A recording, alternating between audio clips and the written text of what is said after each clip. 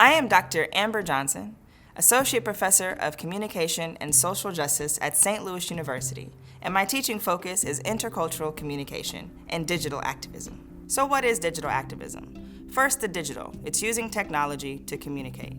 The activism. Using different tools to advocate for social, political, economic, or environmental change. So digital activism is using technological tools to advocate for those changes. There are lots of digital tools to bring about awareness and change. The most common would be social media tools like Facebook, Instagram, and Twitter. Now, when we think about digital tools and social media, it brings a whole new leverage to mass communication. So when you think about radio and broadcasting, people have to tune in when they choose to, whereas social media is ubiquitous and we're using it all the time.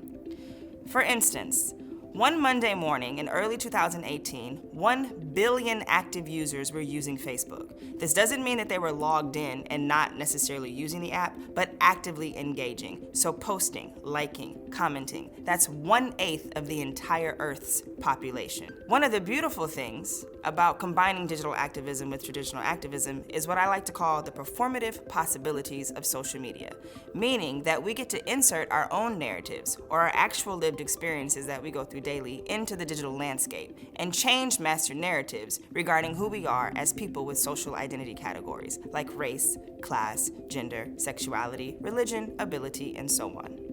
So lots of people wonder, how do you become a successful digital activist? Well, there is no recipe for success. What it looks like is the ability to actually create change. It doesn't look like virality. It doesn't look like lots of posts and likes and shares. The important part is the quality of interaction. Are we advancing dialogue, understanding, equity? Are we using our voice to change the disposition and hearts of people who can go on then and enact further change in their communities? That's what success looks like.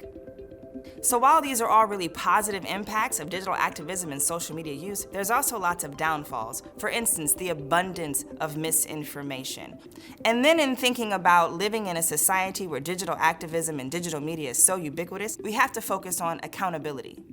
How do we right the wrongs and right the harms caused by individuals while also rehabilitating folks to be better humans? So what does this all mean? Change requires communication.